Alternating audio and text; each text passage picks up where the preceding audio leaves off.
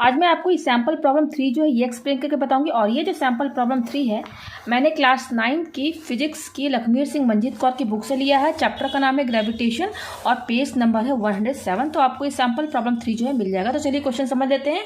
A rectangular wooden block has mass of 4 kg। The length breadth and height of this wooden block are 50 centimetre, 25 centimetre, 10 centimetre respectively. Find the pressure on the table top when the wooden block is kept with its surface measuring 50 centimeter into 25 centimeter on the table, when the wooden block is kept with its surface measuring 25 centimeter into 10 centimeter on the table। देखिए यहाँ पर question क्या बोल रहा है कि एक wooden block है, ठीक है ना, लकड़ी का बना हुआ एक वुडन ब्लॉक है, रेक्टेंगुलर शेप में है। किस शेप में है? रेक्टेंगुलर शेप में। द लेंथ और उसका मास जो है 4 kg है और लेंथ ब्रेथ और हाइट जो है इस वुडन ब्लॉक का 50 सेंटीमीटर दिया हुआ है। मैं आपको एग्जांपल समझा दूँ, ठीक है ना, एग्जाम्पल समझाती हूँ। जैसे मान लीजिए कि ये आप देख सकते हैं, ये बुक है, ठीक है। आप इसी को समझ लीजिए कि ये रेक्टेंगुलर ब्लॉक है, रेक्टेंगुलर का शेप का एक वुडन ब्लॉक है, ठीक है ना, ठीक है। तो वुडन ब्लॉक है, तो यहाँ पर देखिए, यहाँ इसका मास, ठीक है, ये जो वुडन ब्लॉक है ना, ये रेक्टेंगल शेप का, ये टेबल पे रखा है। तो आप देख सकते हैं ये मेरा टेबल है, ठीक है। ये टेबल, इसी टेबल पर ये रेक्टेंगुलर ब्लॉक वुडन किसका बना हुआ? वुडन का ये रखा। आप देख सकते हैं ना रेक्टेंगुलर शेप में। मैं थोड़ा और मोबाइल ऊपर कर दूं। यस, ये आप देख सकते हैं किस शेप में। आप टेबल भी देख रहे हैं, टेबल के ऊपर ये बुक रखा हुआ है। इस बुक को मैंने क्या एज्यूम किया है कि ये वुडन ब्लॉक है, ठीक है, रेक्टेंगुलर शेप में। रेक्टेंगुलर शेप में दिख रहा होगा, ठीक है। अच्छा, इस वुडन ब्लॉक का जो मास है वो कितना दिया हुआ है बुक में?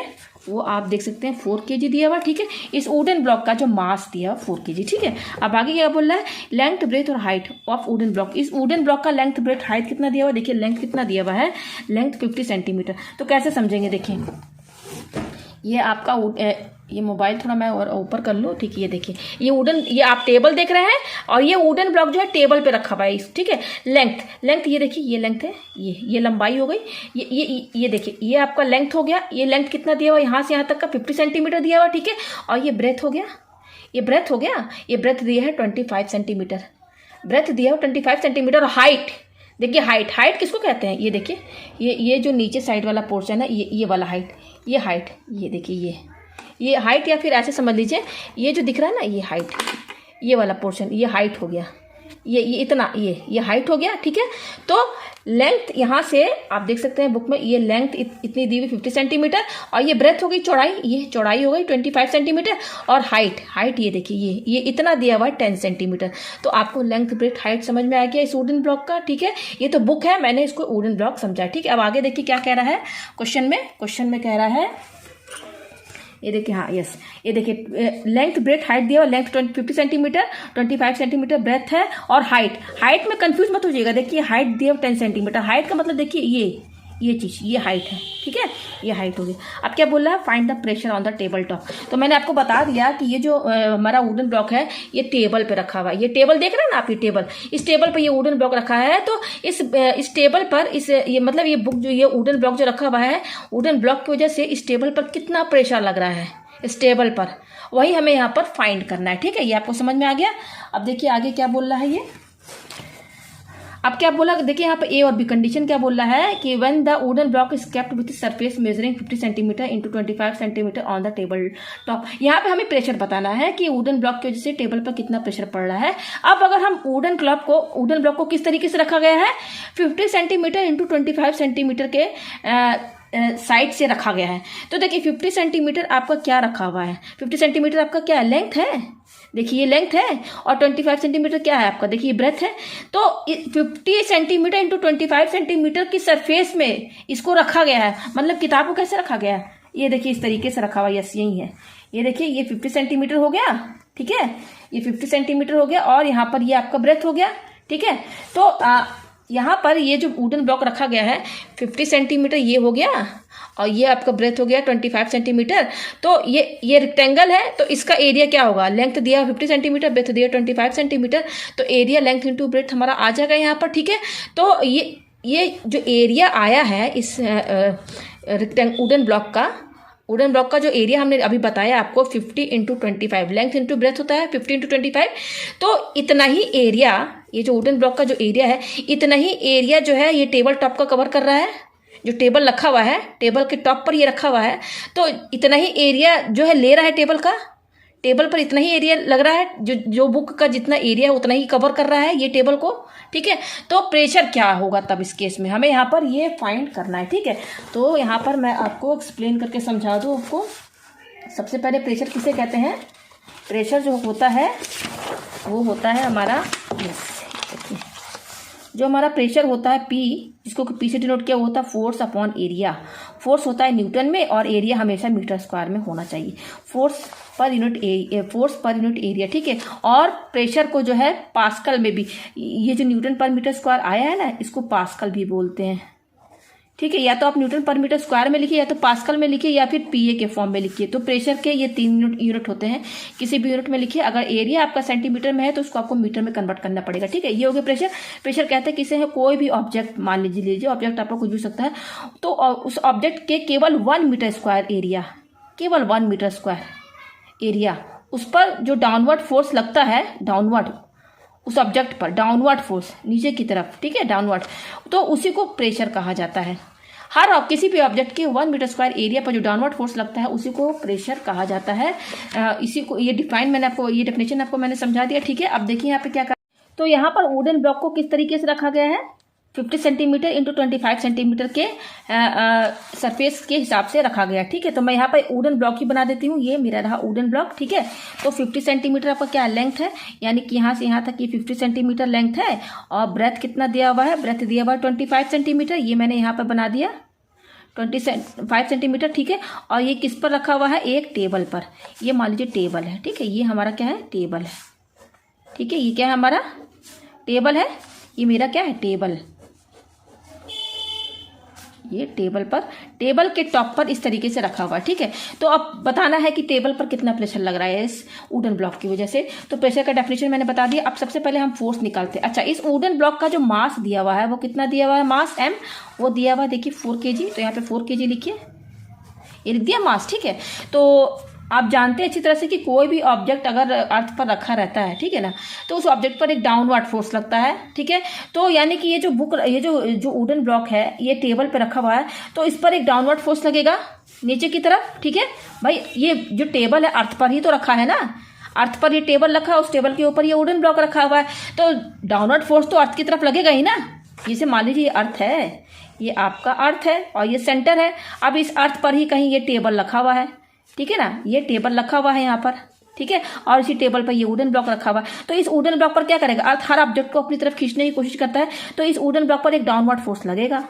उस डाउनवर्ड फोर्स को क्या बोलते हैं, वेट बोलते हैं। आप चाहे वेट बोलिए चाहे एफ बोलिए, जो भी बोलिए, दोनों फोर्स ही है। और इसका फॉर्मूला क्या होता है, m/g। तो ये इतना डाउनवर्ड फोर्स जो है नीचे की तरफ लगेगा, डाउन मतलब सेंटर की तरफ लगेगा, ठीक है। तो इस बुक का मास कितना दिया हुआ है, 4 kg दिया हुआ है। तो हम यहाँ से वेट इक्वल टू एफ क्या निकाल लेंगे, m/g निकाल लेंगे। इस बुक पर फोर्स लग रहा है ना अर्थ की तरफ, तो वो कितना लग रहा है, m/g। तो m कितना दिया, 4। और यहाँ पर जो हम acceleration due to gravity G लेंगे वो 10 मीटर पर सेकंड स्क्वायर लेंगे, ठीक है। तो हम यहाँ पर 10 इंटू कर देते हैं, तो यहाँ से हमारा एफ कितना आ जाएगा, 4 इंटू 10 40 न्यूटन।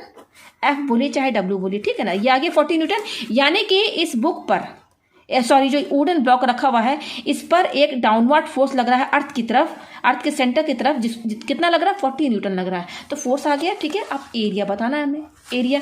तो देखिए यहाँ पर कितना एरिया है, ये जो वुडन ब्लॉक है कितना, इसका एरिया कितना होगा, आप देख सकते हैं ये 50 सेंटीमीटर है और ये 25 सेंटीमीटर है, ठीक है। तो एरिया कितना हो जाएगा, ये लेंथ हो गया, ये ब्रेथ हो गया। तो यहाँ से एरिया का फॉर्मूला क्या होता है, L/B होता है, यही होगा, रेक्टेंगुलर का शेप का है तो एरिया L/B होता है, ठीक है। तो L कितना दिया हुआ है, ये 50 दिया हुआ, लेंथ 50 सेंटीमीटर इंटू, अब ब्रेथ कितना दिया हुआ देखिए 25 सेंटीमीटर, यहाँ लिखिए 25 सेंटीमीटर। तो ये एरिया आ गया, लेकिन यहाँ पर देखिए एरिया हमारा सेंटीमीटर इंटू सेंटीमीटर में है, तो एरिया को हमें क्या करना पड़ेगा, मीटर स्क्वायर मिलाना होगा। तो हम जानते हैं कि 1 मीटर जो है 100 सेंटीमीटर के बराबर होता है, ठीक है। तो यहाँ से देखिए ये सेंटीमीटर में है, इस सेंटीमीटर को मीटर में कैसे करेंगे, जस्ट 50 में आप 100 डिवाइड कर दीजिए तो ये मीटर में कन्वर्ट हो गया। तो पहले 50 सेंटीमीटर था लेंथ, आप 50/100 कर देंगे तो ये मीटर में हो जाएगा, ठीक है। उसी तरह से ये ब्रेथ 25 सेंटीमीटर है, इसको 100 में डिवाइड कर देंगे तो ये मीटर में आ जाएगा। तो यहाँ से देखिए एरिया हमारा कितना आया, एरिया हमारा आ गया यहाँ पर 50/100 इंटू, और ये कितना है 25/100, ठीक है। और ये क्या है, m/m क्या हो जाएगा, मीटर स्क्वायर। ये एरिया आ गया, एरिया आ गया इतना, ठीक है। तो प्रेशर निकाल लीजिए, P क्या होता है, F/A होता है, और F कितना दिया हुआ है हमारा 40 न्यूटन, तो 40 लिखिए अपॉन एरिया कितना है, देखिए एरिया ये आया है, तो यहाँ पे देखिए एरिया है तो ये 50 इंटू 25 हो गया, अपॉन नीचे क्या है 100 इंटू 100 ऐसे लिखेंगे, और 40 न्यूटन है और ये हमारा मीटर स्क्वायर हो गया अब, ठीक है।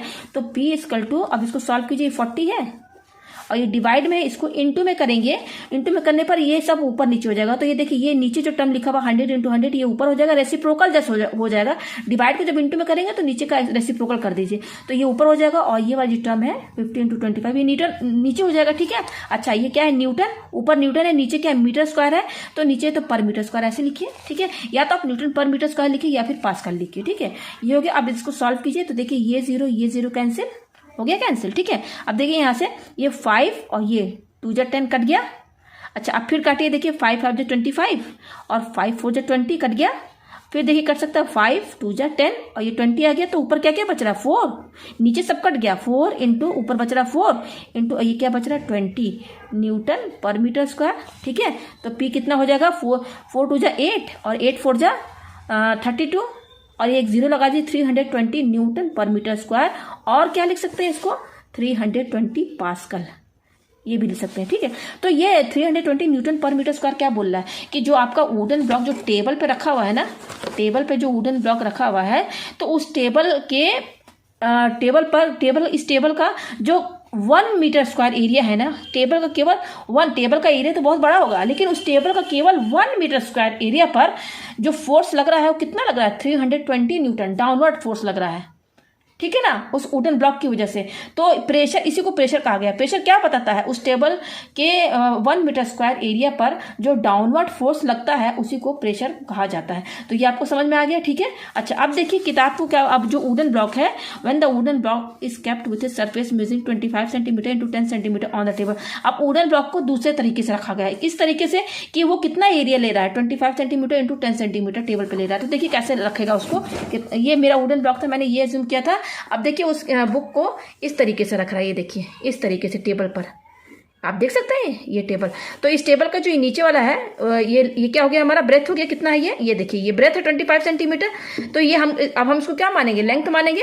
ये जो आपका किताब, ये जो रखा वुडन ब्लॉक, ये नीचे वाला आपका लेंथ हो गया, इस तरीके से रखा हुआ है, तो अब एरिया तो अलग हो जाएगा।